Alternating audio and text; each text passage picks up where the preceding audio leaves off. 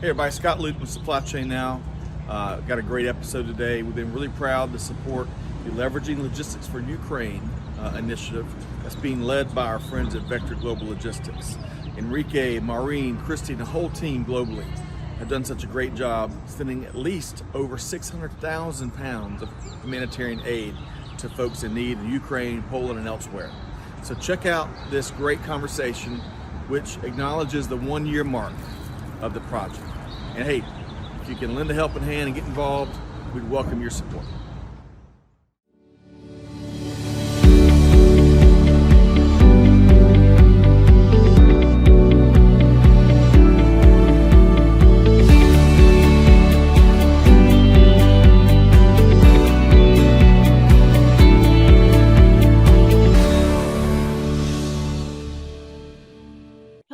Thank you so much for joining us for another episode of Logistics with Purpose. This is a really exciting, this is an unprecedented actually episode, Maureen, wouldn't you say? Yes, the first of many, I hope. Yes, first of many. So if you're a longtime listener, you know we're always talking to interesting people doing really amazing things. Also, if you're a long-term listener, then you know we've been active in the Ukraine war since early on, and so have all the people joining us today. And so we usually get to talk to one guest at a time, but we've been talking to so many people behind the scenes and what they're doing. So this is a first of its kind panel where we're bringing together some of the conversations that we've had behind the scenes to actually all of our listeners, and really being able to share more of the stories that are happening out there, both the positive and the hardship, and just really being able to shine a spotlight on these are a few of some of the amazing organizations who have been working to bring peace, bring aid, and bring help during this time. So of course, I am joined by my partner in crime, Maureen Woolshlager. Maureen, I'm just really excited about this. We've been excited since we started floating the idea of this, and now here we are, and we're getting to talk with these amazing people and hear their different perspectives and what they're doing collectively and what they're doing individually. So are you ready for this? You've been working on this, I think, as much as anyone else. So I know you're excited to introduce all these people that you've had dozens and dozens of conversations with. Yeah, so let me introduce who we have here, and then I can talk about kind of what brought us together to get to this call, and then we can dive into kind of everyone's story here, because I think that's really what our listeners want to hear, right? Because they get to hear us chat all the time, right? Yeah, so we have Christopher Hussaini from Hapag-Lloyd. We have Ania Hyman from the Copernicus group. We have Vicky Bachman from Matter. We have Yaro Natsuko from Restore Ukraine. And we have Lee Schumann from Hand in Hand organization. And how all of us came together. And thank you all for joining us. When we're filming this podcast on a Monday morning, for some of you, it might be snowing. For those of you where I am, it's 75 degrees and sunny, but we're getting the great pollination here down in the Southeast. So, everything's turning yellow. But we have been engaged with getting people to talk about and bring them together for about a year since the war in Ukraine started. And most of our listeners know about the Leveraging Logistics for Ukraine conversation that we've been hosting. We now host it every month, but last March, April, May, it was weekly, and then we moved it to semi-monthly, and now we're doing it monthly. And we started this because we had a lot of people within our collective network at Vector who are interested in helping get aid and be participating in helping others over in Ukraine and the surrounding area. And so what our team kind of came up with was, let's get all these people on a phone call and start connecting them. So this was not something that Vector was doing in order to kind of control the transportation of items going over there. Certainly we did sponsor a lot of that, but the focus was trying to match different entities up in order to drive our collective interest in doing good and making the world a better place and actually make a tangible difference. So we do have a really great group here today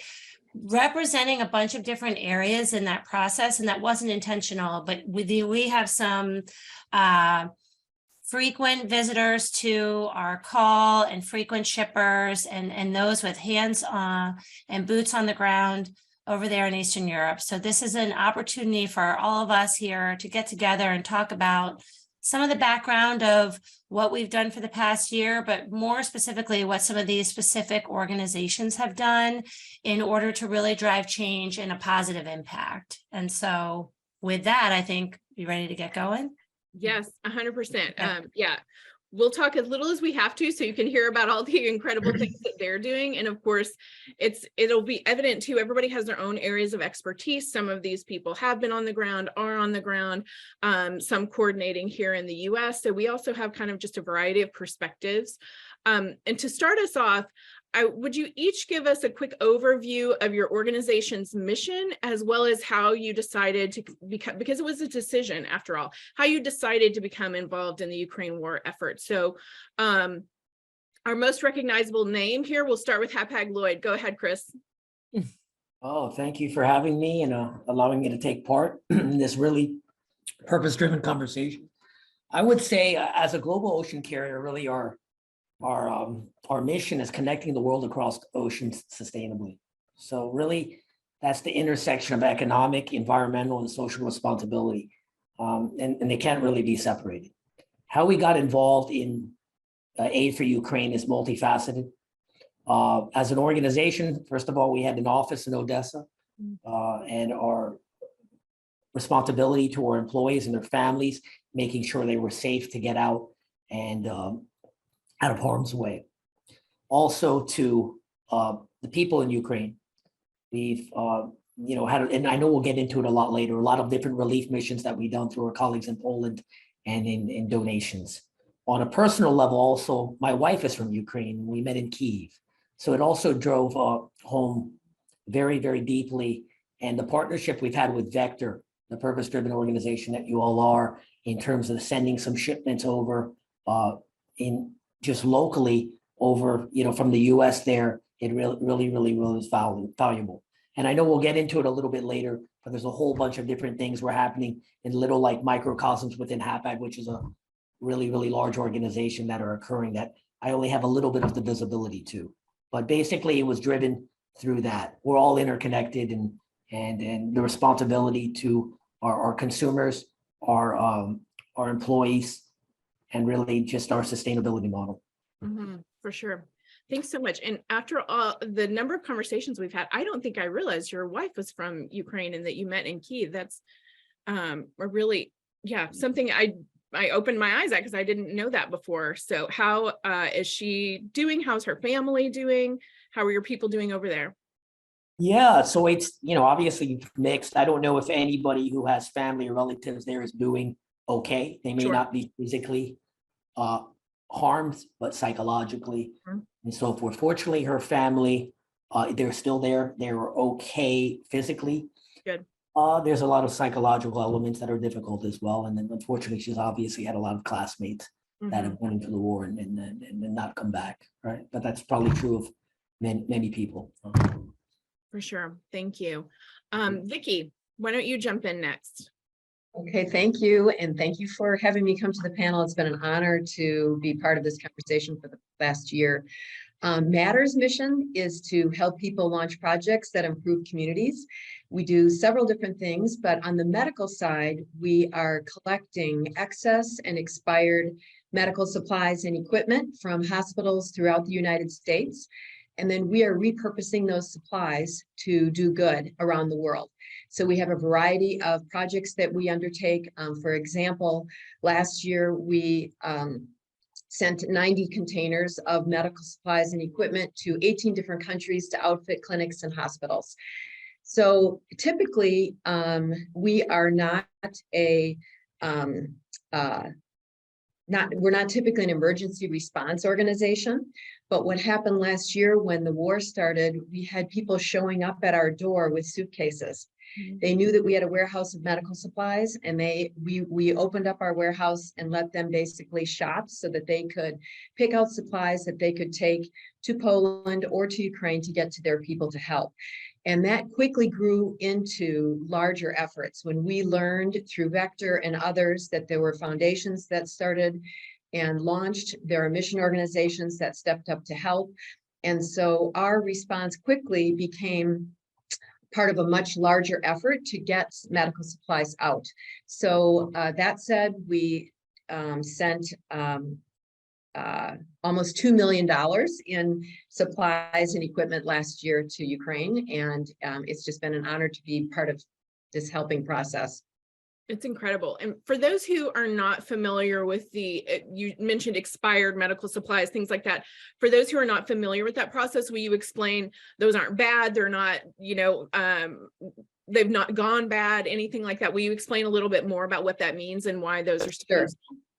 Sure. So what has happened in the last many years is that hospitals and clinics throughout the country wind up with excess and things that they can no longer use, or with products that are expired that are still good, but perhaps just expired because the packaging is expired, but the products are still in good workable, usable state.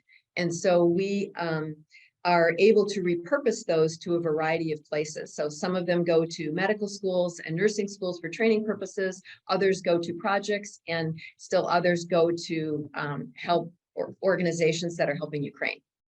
For sure, thanks. Yara, why don't you go next? Oh, can't hear you. you're on mute, Yara. Okay.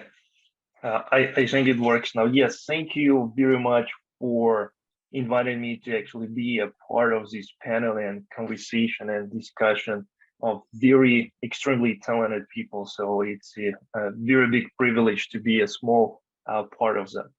A little bit about Restore Ukraine. It's an organization with a mission to restore tens of cities and hundreds of communities in Ukraine. Our primary goal now, since the devastation still mounts, and we are based in Kharkiv in Ukraine, where we do massive reconstruction projects, where we rebuild households, we rebuild facilities, actually facilitating the process of so many displaced internally families to find their home again. So giving them that sense of hope and peace and safety. And did you exist before the war started, or have you only been around since in the last year? We have launched within the first week after the war broke out. And at that point, it looked like a soup kitchen and field kitchen all spread out across the Kharkiv. In March alone, we were feeding 3,000 to 4,000 people every day. And some of the stories are very incredible. Sometimes we would come to metro station to set up the soup kitchen, and we realized people there haven't had food for 2 or 3 days, had no supplies, no blankets, sleeping on concrete, sleeping on tiles. But then devastation kept mounting, all the damages accumulated, and now people started struggling in their own households. So they became refugees, not just in Ukraine, but across the whole world. So we try to facilitate the process of actually bring them back to their home place where they actually want to be. Yeah. And how is Kharkiv right now? Just like we have said before, some are physically okay, but some are mentally exhausted, spiritually exhausted. It's never easy. It's always under constant shelling, even as we speak. So sadly, people found a meaning how to reside in daily shellings. So they started avoiding all the daily dangers that the war can bring to them, but that's their new reality. Mm-hmm. And Ania? So hi guys, thank you so much for having us over. We are a very new and a very small organization, so to sit at the same table with people like Vector, like Hapag-Lloyd, like Matter is really kind of a big deal for us. We actually had the honor to benefit from Matter's containers of medical supplies. So thank you, Vicky. We launched kind of like restore Ukraine immediately within a couple of days of the beginning of the war. We are based in Poland. We never planned to be a humanitarian aid organization. We are a group of graduates of the same high school. That's what brought us together. And one of us employed a couple of Ukrainians in Poland before the war.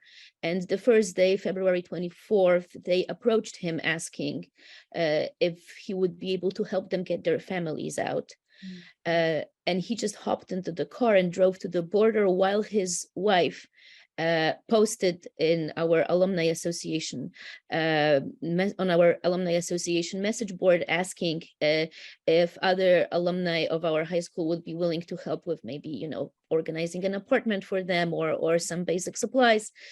So we were really supposed to help 2 families, and now we are sending convoys of humanitarian aid to Eastern Ukraine roughly every 10 days. So it grew, it just exploded, just grew exponentially. And our first goal was to, in the first weeks, months of the war, was to evacuate as many people as possible. We were running for weeks free buses that would evacuate people from the central train station in Lviv to refugee reception points in Poland. Then once the first wave of refugees kind of died down, we started focusing on those who settled in our hometown of Łódź. It's a 3rd largest city in Poland, over 700,000 people. So we got quite a few Ukrainians settling there. And then once the European Union, once the Polish government stepped in and started providing aid for those people, we refocused, and now our goal is to provide as much humanitarian aid as possible to the villages on the front lines in Eastern Ukraine. So the places where it doesn't make logistical and financial sense for large humanitarian aid organizations to go, we go there. We go to those tiny forgotten places right on the front line. Wow, incredible. And Lee, bring us home. Sure. Yeah, hand-in-hand logistics exists to facilitate the collection of quality humanitarian aid, to have it shipped through a vector and Hapag-Lloyd to Ukraine. We have now 5 locations that we are sending the aid to, and through those ministry partners, they in turn distribute those things. So I work with a number of partners. Matter has been great to supply us with a steady stream of medical supplies. Even this morning, we have volunteers which are sorting and then identifying and putting in packaging, which allows for easy distribution. We work with an organization called Life Rice that provides dried rice and pasta-based meals. Then we also work with an organization called the Minnesota Coalition for Eastern Europe and the Bible Mission Thrift Center, which provide quality used clothing. And then we also do direct solicitation of used fire protection equipment, which actually has gotten to be really in high demand because part of the infrastructure destroyed in Ukraine has been the fire departments. So many are left without needed equipment, and they're also left without needed protective gear. Incredible. One of the things that I think is important for us to kind of close the loop here and bring a little bit into the conversation is everybody here has kind of come from a very different parts of the supply chain and matters of business and humanitarian aid. And I want to ask each of you kind of how you came to learn about the leveraging logistics for Ukraine conversation, because I think what we can see here is that it's a success because all of us are here a year later and everyone is connected here, but this was the whole intent of it in the beginning. And I don't think that we really realized that how successful it could be. So I did want to ask, let's say, I'll start with Ania, how did you hear about this conversation? How did you get involved with the initial kind of conversations and calls in order to make these connections with Matter and the other organizations that you're working with? We connected in a kind of really random way. We very early on, we had an opportunity to work with a Dubai-based nonprofit called Red Source in procuring first aid kits for the Ukrainians, and Red Source connected us with you guys. So, and we connected with Red Source through a cousin of one of our alumni. So it was a very roundabout way, but I was absolutely, the first time I participated in the meeting, it must have been I don't know, April, March, maybe April, and I was absolutely floored with the quality of conversation, with how meaningful and productive and important they were, providing that it was, you know, the early days, and we all were mainly dealing with massive chaos and no one knew what was happening. And here these meetings have been an anchor and a place to really put all of our work into perspective. So thank you. That was tremendously valuable. That's great feedback. Thanks. Vicky, what about you and Matter? Well, Matter does a lot of things to help people across the globe have access to healthcare. And so because of that, we have a global projects group that is constantly coordinating with our partners on the ground in multiple countries. And so we have through our connections with Vector. And in those efforts, we learned about the putting together of this group, so that we jumped in last year and did what we could to help. Great. Lee, what about you? Yeah, we've been involved actually sending aid to Ukraine. Personally, I've been involved since 2009. Wow. And we were working, you know, sending our things through Odessa. Obviously, at the time of the war, that got totally disrupted. And so we were scrambling then to figure out what was a new method of getting things into Ukraine.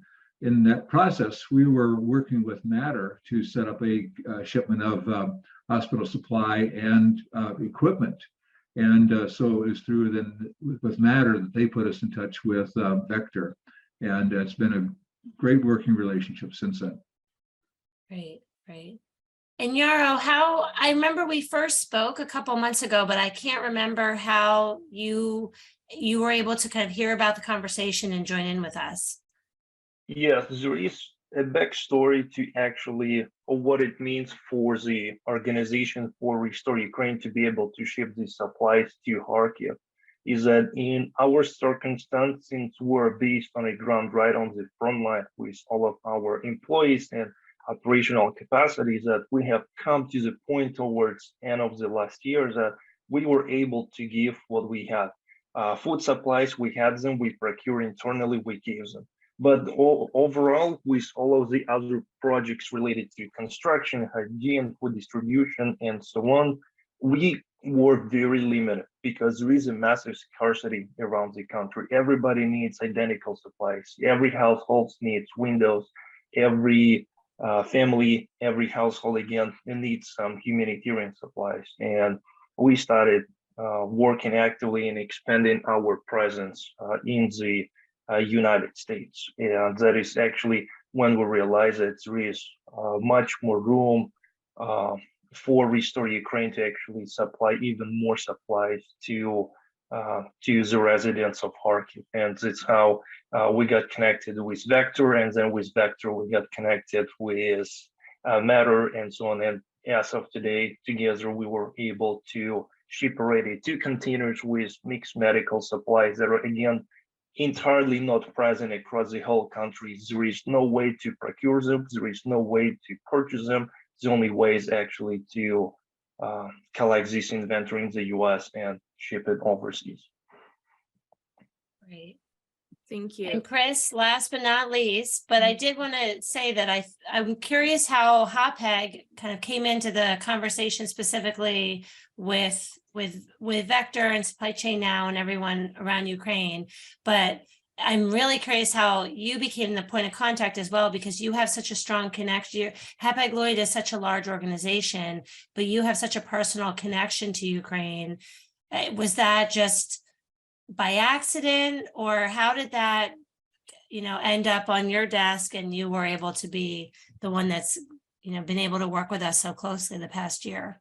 Yeah, as the saying goes, luck is being ready for the moment, right? So I think it's a combination. It's a little bit coincidental, but due to our close relationship and partnership with Vector, which is a key client, one of our sales reps, who Seth, who is assigned to Vector, obviously knows my personal deep feelings and entrenched relationships to Ukraine, and also brought it up to me as well. So I think it's a combination of the two. And then obviously it was due to our partnership with Vector and bringing up the opportunity, the purpose-driven opportunity. Sorry, the light went off in here. I have to move a little bit. That really, we were able to quickly get consensus from our president, SVP, and even above to do it. So we're really, really happy about that.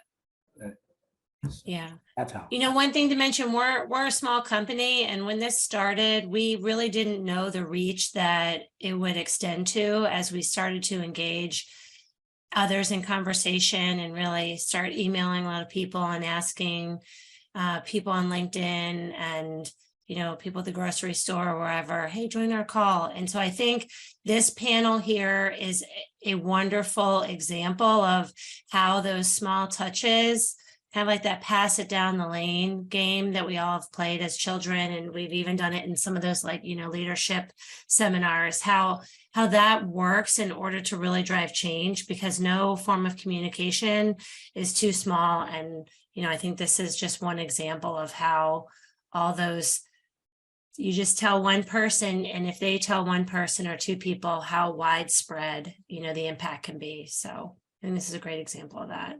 For sure. Yeah. A great example of what we get to talk about every month, and what we walk away with, and the inspiration that comes with that, and to see people working in so many different ways, so many creative ways, which you all outlined earlier, the different things that you're doing. Some of you sprang up since the war. Some of you, Hapag has a 175-year history. Lee talked about being there since 2009. Vicki, you guys have been around a long time, but that also means resources are limited, right? For everybody, no matter whether you're a large company or a small company. Some of you already had charitable projects that you were invested in. Ania and Yarrow, you didn't have to start something. You could have just gone along with somebody else or donated money to somebody else working there. So was it hard to convince? Was it hard to get going, hard to convince, hard to get started with so many things underway, so many resources? I know even talking to the corporate side of things, they were trying to figure out how to juggle this with their giving priorities that they had already outlined for the year. And so some of you may be coming up against that in your conversations as well. So was it a difficult decision to get involved? What was that process like? Obviously there's the moral need, which we all, I think, understand, but then there's the practical need that comes along with that. So talk a little bit about that. Lee, we'll start with you. Sure. My connections with Ukraine go back to 1997. I started activity there, teaching some modular classes at a Bible school in Zaporozhye. Then that moved on to doing church planting, church construction. Then that evolved into working with other ministries. In 2009, I had a couple organizations approach me because of my connection, saying, "Hey, we'd like to send aid to Ukraine, can you work with us?" And well, then it kind of grew from there. So when my connections are long and deep, having probably been to Ukraine 25 times. I have a daughter-in-law who's from Ukraine, so it's highly personal. I have a lot of friends in Ukraine that I connect with on a regular basis. And again, many of these have been suffered and they're displaced. And then finding myself with a huge network of my congregation. They've been very supportive, other pastors, churches in the area. And then it really worked well. And it was obvious for me this was the right direction in which to move. So that's, we're moving well, and it's encouraging. Yeah, very well, for sure. Chris, what about Hapag? Yeah, I mean, it was even easier than I thought it was. First of all, as I mentioned, sustainability is a big part of our social, environmental, all of that as part of our moral compass and our, what I like to call economic altruism, finding that intersection between a win-win of profitability, but also doing what is morally in our principles, right? So it was, I didn't think it would be difficult, candidly. I didn't think we would be as agile, as I know we're an agile organization, to move quickly on it. And we were, and I was pleasantly surprised. And it seems like it's just snowballed, right? So as I mentioned, there's the things that we're doing locally and localized, and then there's the centralized. So sometimes one of the challenges of being a big part of a large organization or a small part of a large organization is, I don't have full visibility to all that we were doing, because there's a lot of things occurring in different offices, different countries, different regions, all for the same thing. And then of course the centralization, but it was, I think we moved rather quickly on it with a matter of weeks or two to partner up on that. So It's encouraging. Vicki, what about Matter? Well, I would say, first of all, it's never hard to convince our organization to step in and help. We're a very small team. We just have 30 people, and we like to say we start small, act fast, and think big. And so what we've done with Ukraine and is probably a perfect example of the way our passionate team tends to work together. So when something happens, we are all very quick to jump in and say, how can we help, to respond quickly and to collaborate and make things happen to help others.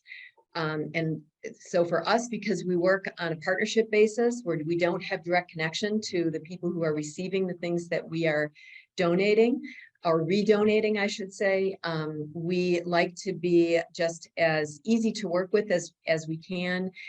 We collaborate really closely with our partners so that they can do their work and have effective outcomes to help others improve their lives.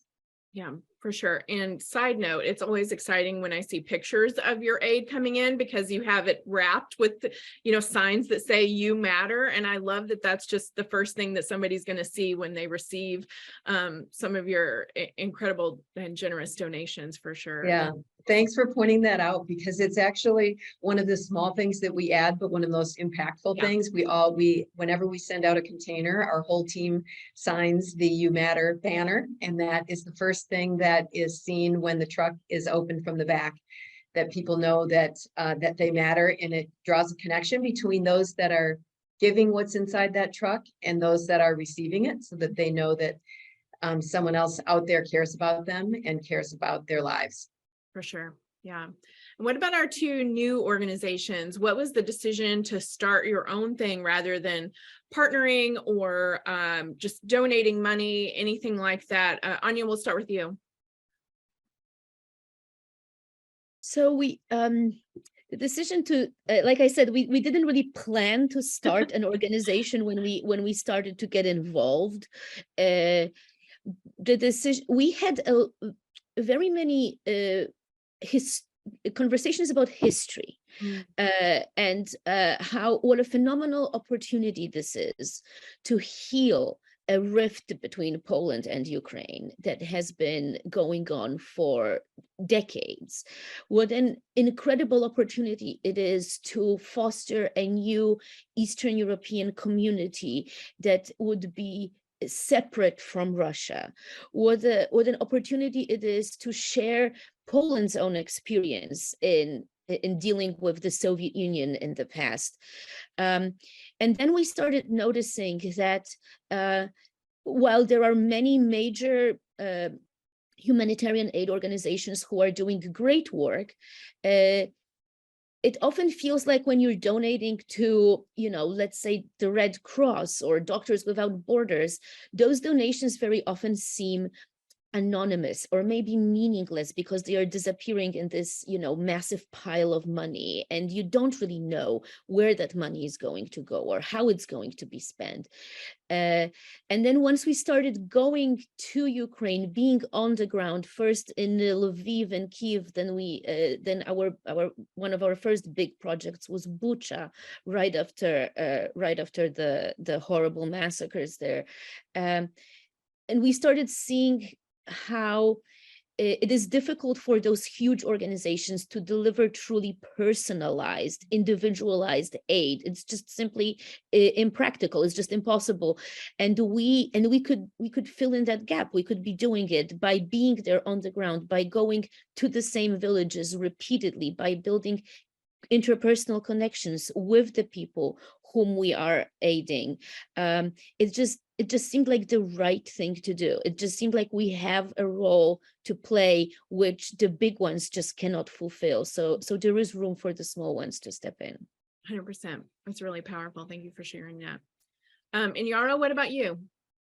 Yes, so for Restore Ukraine and me, the war turned out in a much different ways than for most of us, because that was my homeland, that's where my family used to be. I was actually able to evacuate them to US to live with me, but still extensive members of the family are there. Within the first day of war, actually my younger brother recorded a video of a missile flying over our house that was targeted at the military base that was carrying the ammunition. So it became very random for us, very aggressive and very rapid. And we realized that we have to start immediately. And I had a phone call with my brother, who actually is a deputy CEO of one of the largest wholesalers of construction materials on the east of Ukraine. So we discussed what can we do, what can we launch? And the immediate response was that we started asking friends and families and friends of friends just to collect some money for immediate crisis relief response in Kharkiv. And then we realized that with our own resources, there is not much humanitarian aid that we can give to people, and far away even from match it with the ruins in Kharkiv, because the Kharkiv, to let all listeners know, is only 20 to 30 miles away from the border with Russia. So very accessible reach of all missiles that are going to Ukraine, to Kharkiv. And we realize that now we need to become actually a recognized nonprofit organization, both in Ukraine and in the US. And we started actively forming the agreements and partnerships with large and global organizations, where Restore Ukraine actually became the implementing partner on the ground. That's how we're able to execute a lot of our construction, reconstruction, and many other projects across different directions. Thank you. Thank you all for sharing. So a lot of you on the call here have, teams on the ground or working with refugees, whether it be in Ukraine or outside of Ukraine or even in the US. And, I think our listeners would really like to hear some accounts on, what they've seen or experienced, if you'd be willing to share any of that. I know that, Ania, would you be able to kind of contribute anything to that as far as what your team has seen? So our main focus is, like I said, the villages, the small towns and villages on the front lines outside of Kharkiv and around Donetsk. That's where we go right now. The interesting thing is that is to realize that most of the people who are left there are old women. Men in Ukraine have a way shorter lifespan on average than women do. So there are in general fewer elderly men than women anywhere. But in those villages, young men have been drafted, have joined the forces.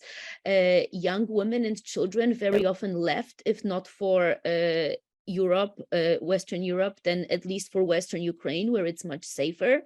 So the people who we are mainly dealing with are elderly, very often sick ladies who need a completely different kind of humanitarian aid than than the standard thing that comes to mind. For example, one of the families that we're helping is a lady who is 102, and she's being taken care of by her 77-year-old daughter, and the daughter is the young one in the family. So when other organizations go there, one of the notable exceptions that is actively present in those areas is World Central Kitchen. What World Central Kitchen does, for example, is they arrived in town, they set up like point where you can collect food in like a central square. But in order to benefit from that aid, you have to be able to get to that central square, then wait online for an unspecified length of time, pick up a parcel and carry it back home. So if your target is women in their 80s, they are physically incapable of doing that. That is aid that is never going to reach them. They can count on their neighbor to help, but then that neighbor has to prove to those distributing aid that he deserves 2 packages instead of 1 because he's going to share that. So what we do is we prepare individualized parcels that our volunteers, we don't use any intermediaries, we deliver all of our aid personally. So our volunteers carry those food parcels, those supplies into the houses of those ladies left out there. So that is this is like an example of how you have to kind of be truly on the ground and be tailoring your aid really to what is happening out there, rather than relying on standard procedures that might have worked in other situations. But what we do see is trauma on a level that is truly hard to convey. Trauma on a level that if you simply watch the news, will never reach you. It's difficult to say that, but the situation on the ground is way, way worse than what you see on the news. It makes sense that there is, that the Ukrainian army is making sure that the news doesn't really show just how bad it is, just to preserve the morale and take care of their own people. So it's already bad what you see on TV, what you see in the papers, but when you go there, the level of suffering is unimaginable. It truly is incomprehensible.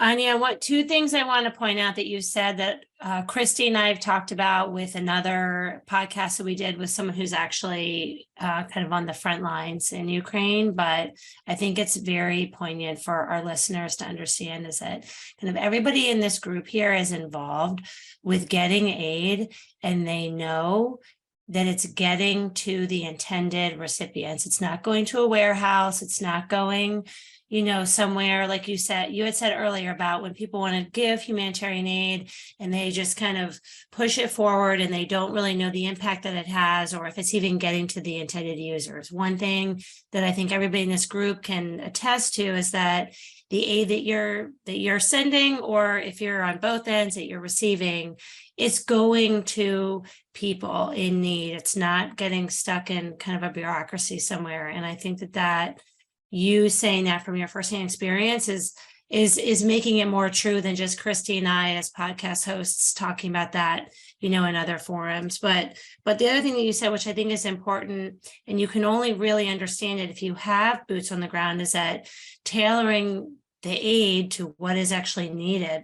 Because those of us here, with, in our houses or with electricity, and we're not in this kind of high conflict area, like we don't always know what is needed. We think we know what's needed because that's what we're trying to project or understand. And so here, the panel in this group, or the group in this panel, it's really wonderful to hear, even though these stories are sad, and, it's important that our listeners are understanding that, we're trying to understand what's needed and kind of accommodate that, instead of just push aid forward and say, look, yay, we're sending aid, without really understanding the impact it has. And so thank you, for sharing that.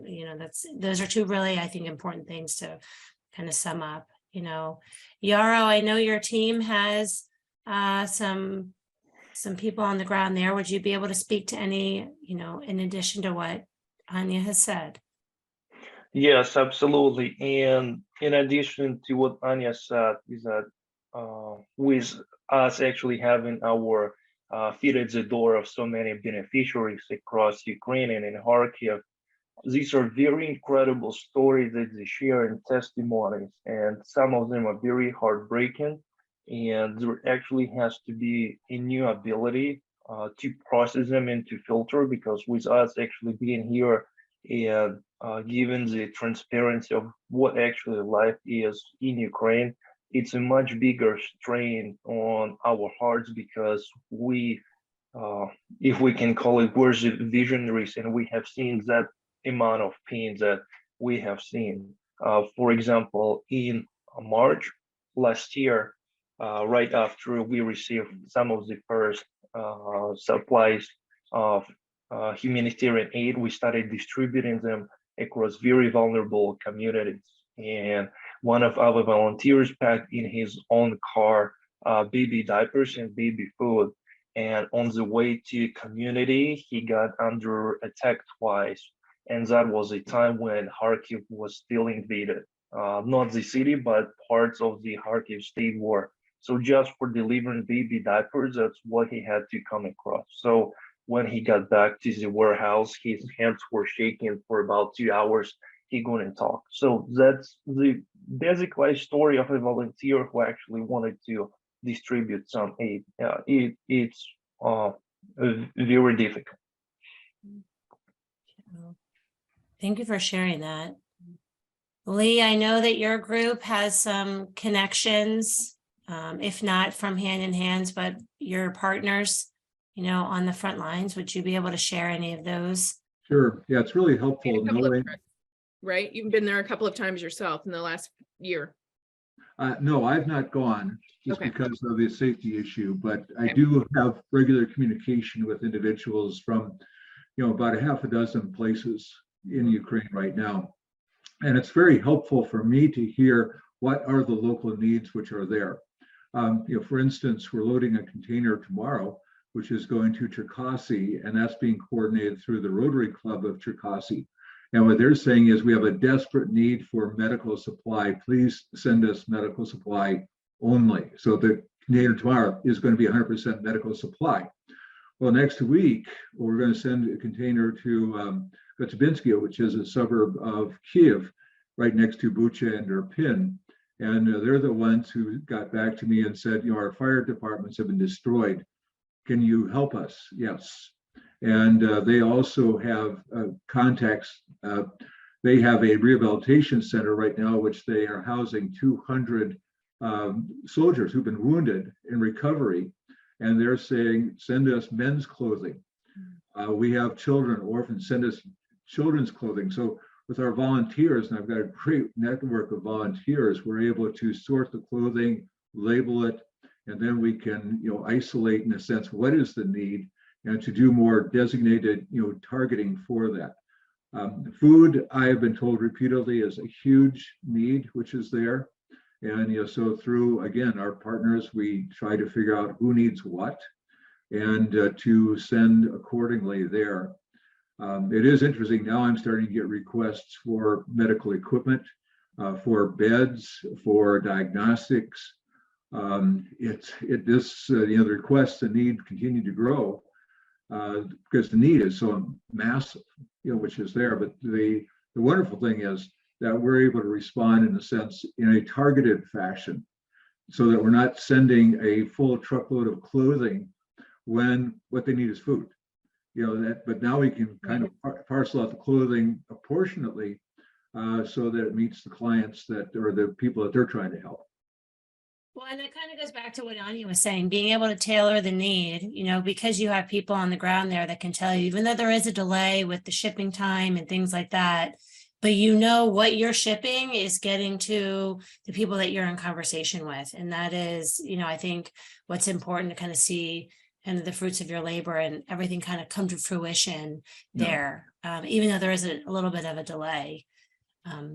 Vicki, I know we keep, every time medical supplies come up, 90% of the time, at least in our conversations here with the Leveraging Logistics for Ukraine, the conversations, a lot of the people that we've been able to bring into the fold and connect, Matter has been a strong supporter, the majority supporter there. We call Chris's team to find out the shipping schedule. We call Vicky's team and we say, hey, can you put this group, on the wait list for the next batch of medical supplies? How much are you in touch, if at all, with anybody kind of on the receiving end that you might be able to speak about? Yeah, I guess to answer that question, I think it's probably better to hear firsthand the stories that the others have shared today. We hear lots and lots of stories. Many of them are heart-wrenching and difficult to bear. But if I shared them, I would just be passing on a third-party story. So I guess I would say that I would refrain to share anything specific. But I will say, as you mentioned, that our name keeps coming up today with the listeners that are out there hearing our story, that because of the operations that we have in collecting medical supplies and equipment from hospitals, we do have a nice supply of pallets of relief care that we want to share with others. So if anybody who's listening has an interest in receiving additional supplies, to have them reach out, which of course we're going to talk about a little bit later today, but just wanted to share that element. Thank you. And Chris, I don't want to miss you. I know that curious to see, I know you have family that's there and friends of friends. And I'm not sure if Hapag has people on the ground there, but I'm curious if you can have anything to add to this part of the conversation. Yeah, I guess to echo Vicky's comments, a lot of it is secondhand in my case. Of course, we have some colleagues that were in Odessa, but all of these we're talking about are sadly to say the lucky ones. When I say lucky, it's not because there's psychological things there. I will say though, talking to my mother-in-law, which my wife does every day, they're in a city called Zhytomyr, which is a pretty large military city. And she says it's just the bodies, the coffins of young soldiers coming back daily with the flowers.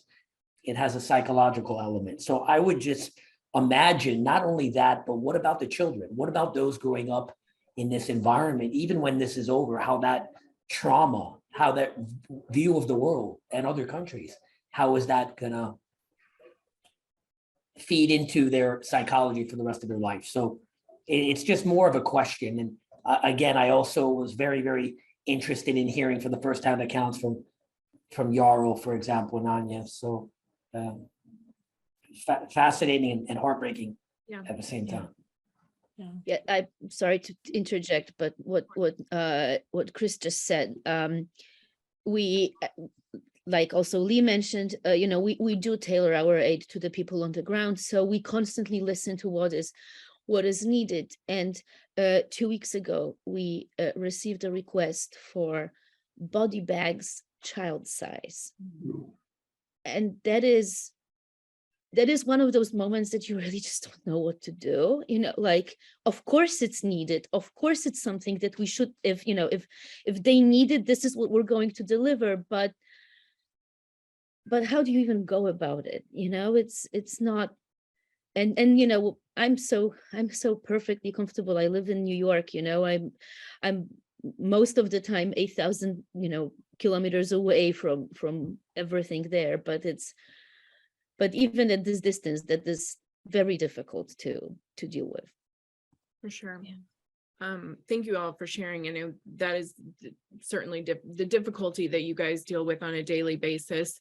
But as we see in every tragedy, there is, we're seeing the worst of humanity, but we're also seeing the best of humanity and what people can do when they collaborate and rally and work together. And so, and to Anya's point earlier as well, we want people to give no matter how they can give. So if it is to, Red Cross does a great job, World Central does a great job, but there is also a place. And so if it's important for our listeners to know where their funds are going, then choose one of these smaller organizations where they can understand more of their impact. And certainly there is a place for them. And it's such an ongoing conflict and such a devastating situation that there is room at the table for everybody who wants to help, no matter how they can help.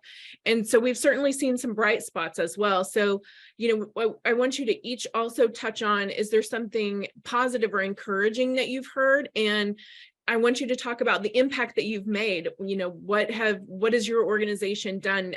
We heard from Vicky earlier about some of the container size that they made. Lee's talking about a container that's ready to go. So I also want people to understand some of the good that has come out of this and some of the silver lining.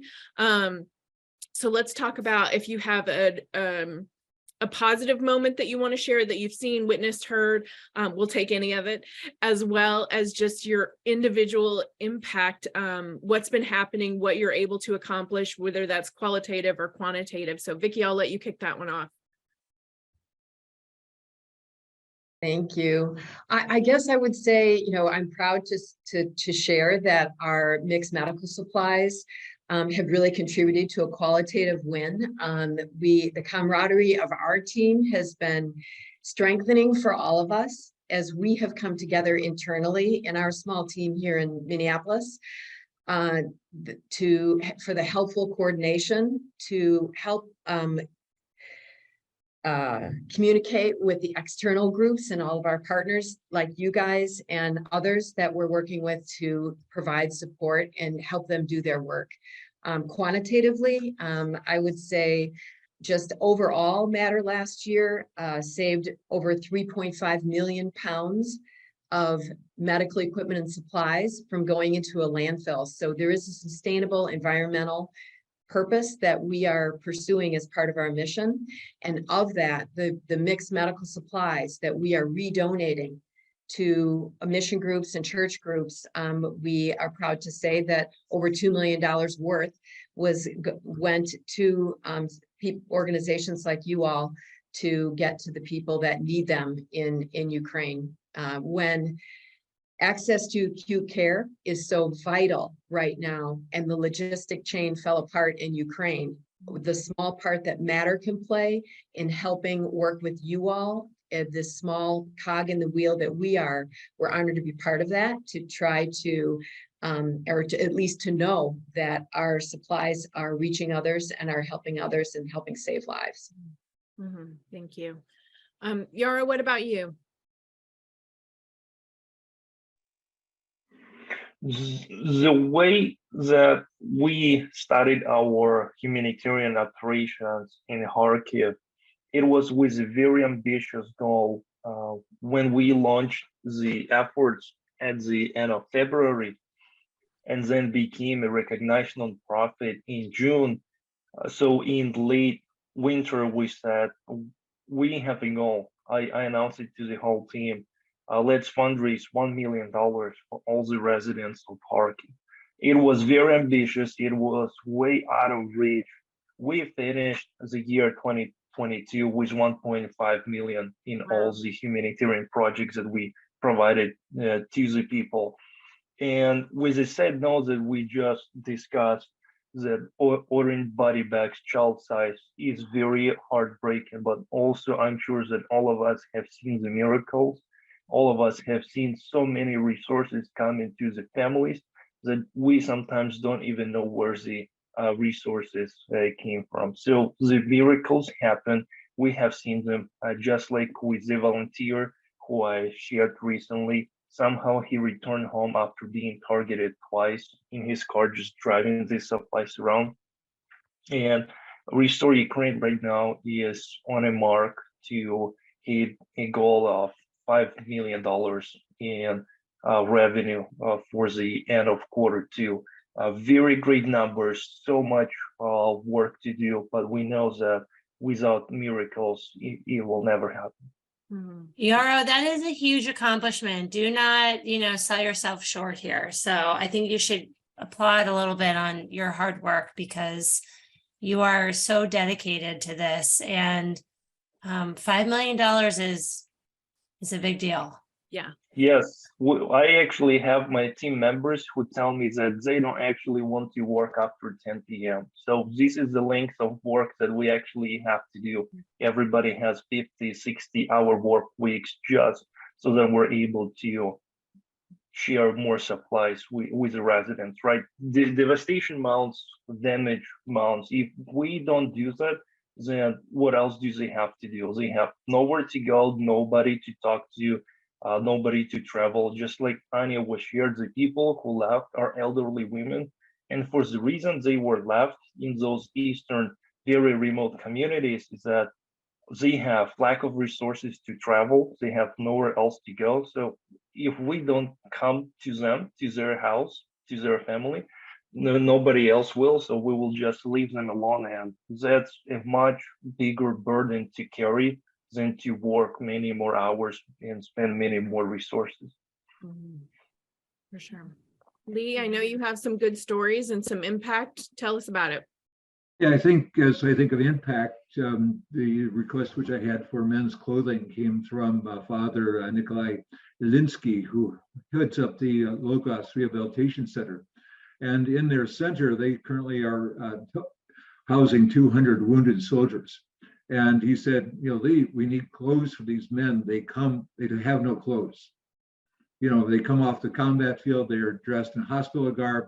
They just need all the basics which are there. And he also has been connecting with orphans in the Kotzebinski area. And so it's things which we have available, we can identify, we can ship, we can get there, they can be distributed. The needs can be met. These individuals can know that people care about them. I think that's one of the things in the midst of a devastating situation, knowing that there are those who are genuinely concerned about their well-being, are putting forth a significant amount of effort to try to address that and to provide not only for the physical needs, but also in doing so in the emotional and the spiritual needs, which obviously exist as well. For sure. Ania? One of the successes, we work very closely. We have Ukrainian partners in Kharkiv. It's a nonprofit called Unity and Strength. We work with them on a regular basis, and with our work in the villages in the east, you hear about Russia targeting the energy infrastructure and the fact that there are constant issues with energy supply, blackouts, rolling blackouts in cities, where some of those villages, those are not rolling blackouts. In some of those villages, there is just no electricity for months on end. And the extent of devastation is such because those areas were previously occupied, those areas were liberated by the Ukrainian armed forces. The extent of devastation is so huge that we realized that we can't really try and supply generators, for example, to individual households, because that's just, we're way too small and the need is way too great. So we developed a project to set up shelters, like community shelters, in those areas where individual buildings would be equipped with generators, with heaters, with cooking equipment, with first aid equipment, places where people can just gather and get warm and cook and charge their phones, charge their power banks, and just be together. And we started small. We thought that, if we could do 5 such places, that would be great. Then, if we could do 20 such places, that would be great. Well, we are about to do 100 such places right now along the eastern front line. So, and each place like that is can service up to 250 people. So yes, that's our big recent success. We're very happy. That's a good one. I'm very happy with that. Yeah. Sure. Chris, what about Hapag? Well, I would say from my perspective, and that's the disclaimer, this is my perspective. I'd say on the macro, first of all, it's really just the inspiration and bravery and courage of the Ukrainian people fighting for something that I'd say probably a lot take for granted, which is freedom. And I think that is just, I'm in awe of it, candidly. And it's a reminder that it's a fight really worth fighting for. I'd say secondary, it's the reminder that there's nothing wrong in the world that can't be fixed by what's right in the world when we're united, right? And if we look at how a lot of the nations, the vast majority of the nations have united, if we look at the panel members here, united, mobilized for a cause, that things can be accomplished that change lives. So I would say that's another positive. Yeah. And then I'd say lastly, and it's my hope that for those that have the philosophy that might makes right and autocratic kind of driven by autocracy it gives pause, if not outright fear. So that is my hope, right? And belief, Canada. Yeah. So that's it. Wow. We've been talking about this for over a year now. I think the 1-year anniversary was just a couple days ago. You know, there's so many things going on in the world. I want to ask each of you to talk about, you know, are you seeing, you know, cause fatigue? What needs are changing? You know, why should our listeners still care about what's going on in Ukraine? You know, and along with that, you know, please loop in, you know, how can our listeners connect with you or your organization, contribute, learn, talk to you, any of that, so we can make sure that, you know, the outcome of this panel podcast is, you know, continual growth and attention towards this, not just a platform that ends here. So I figure, Chris, we picked on you last time, so I'll pick on you first this time. That seems fair. You're at the top of my screen, so I figured you'd go first. Yeah. Yeah, so I would say, in terms of, I guess my thoughts are, well, let me start with the second part last. The way you could connect with Hapag-Lloyd is by going to our website, Hapag, HAPAGLLOYD.com, Hapag-Lloyd.com, or on LinkedIn, or you could follow me, Chris Hussaini, on LinkedIn, or connect with me. I'd love to hear from you. In regards to really kind of, I think, the greater issue at hand here, I think this is just really a good reminder, as I mentioned before, of how if we stay united, we could go ahead and we could effectuate change, right? And that's really the underlying thought I'd like to get across, and how we could help together, whatever the cause. Yeah, and I think this is going to go on for a long time, even as we move out through the war in Ukraine. It's going to be the rebuilding. And obviously, we've had tragedies in other parts of the world with earthquakes and so forth.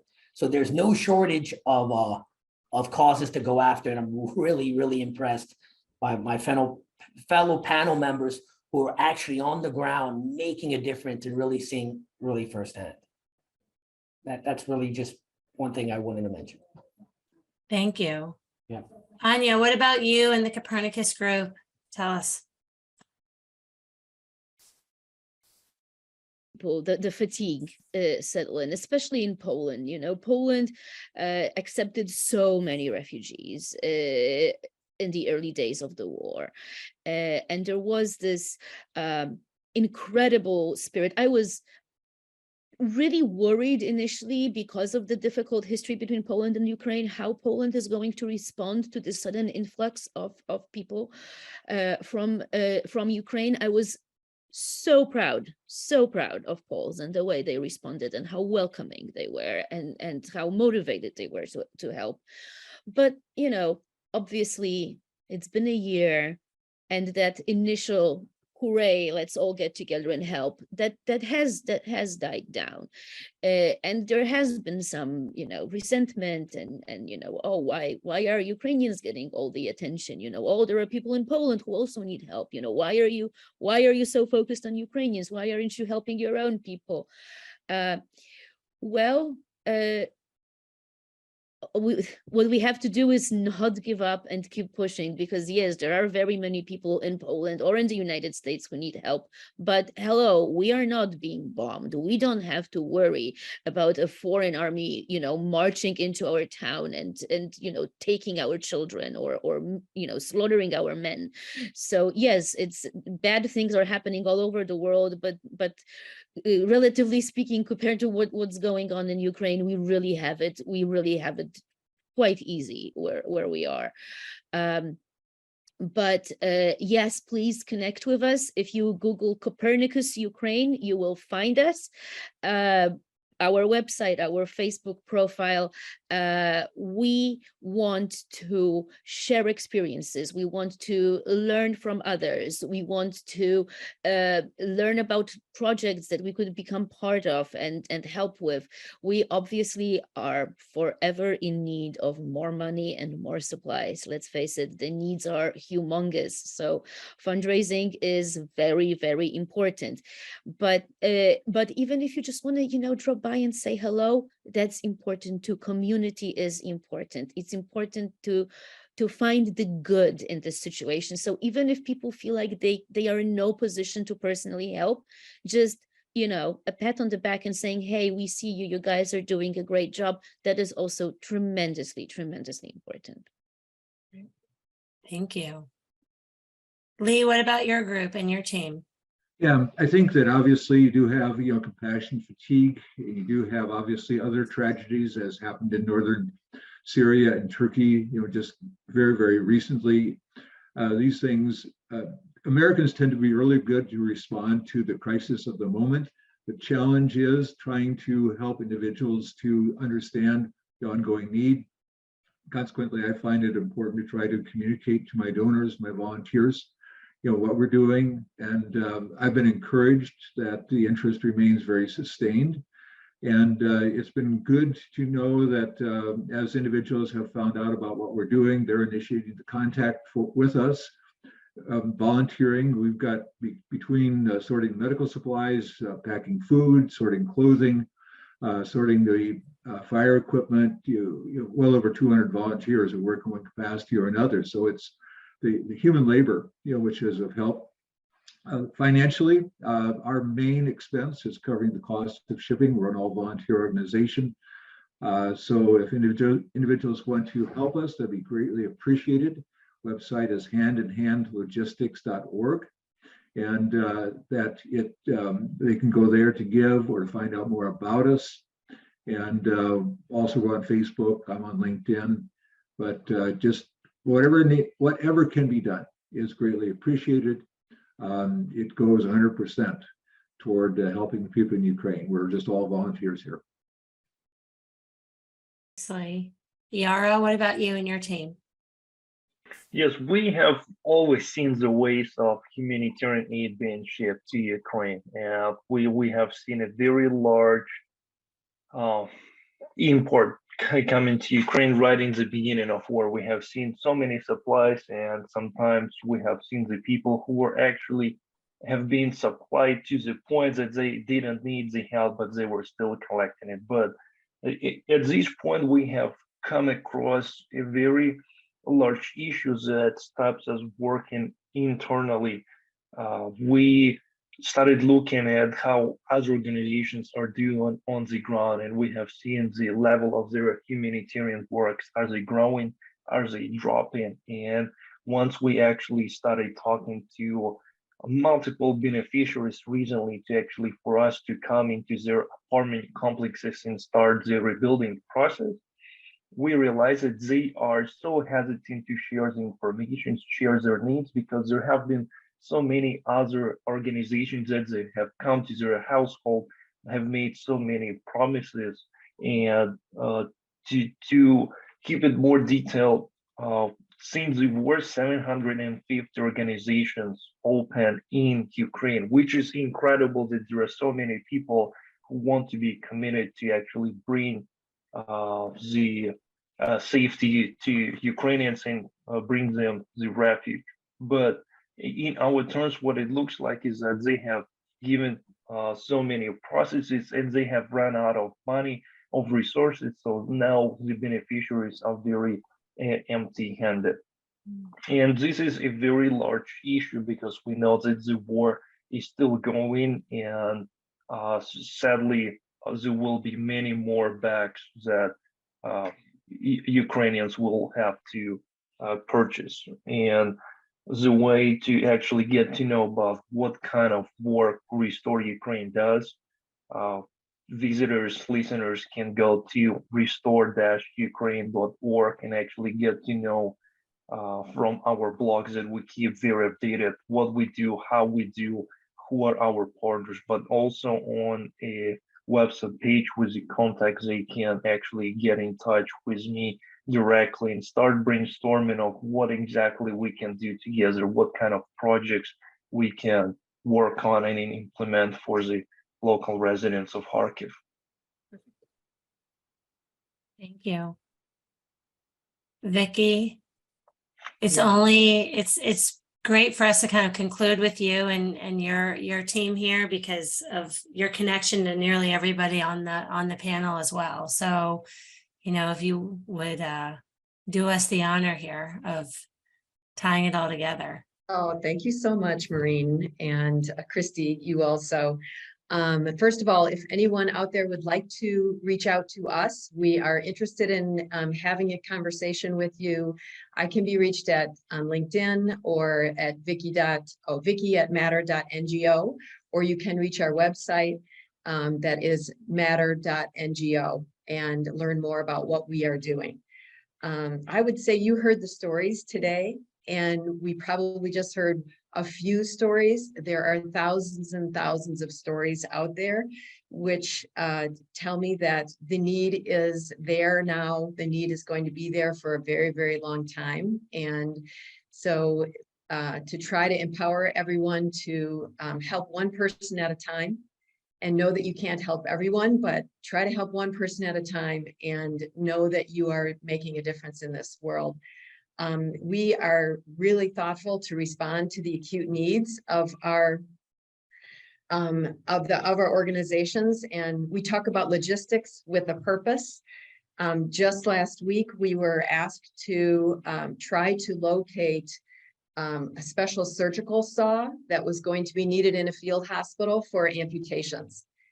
So for those of you who are listening, that's something that might be needed in an ER in a civilized world like America, maybe once a quarter. But these are things that are needed sometimes daily over in Ukraine. We're talking about outfitting, medical supplies, and other things for a war zone. It's hard to believe that we are actually even having this conversation, but we are. And I guess if anything drives home the point that that need is still there, that it can be something that can re-energize us to try to help others and to keep motivated and to keep doing everything that we can to help the people there get through the next day and the next year. Thank you. Thank you all for your time. I know you're busy, you're doing great things. Thank you for what you're doing individually. Please thank your teams for us. And thank you for everything you're doing collectively. We, of course, also thank our listeners for listening, because we hope this, as Vicky said, re-energizes the conversation, keeps things going.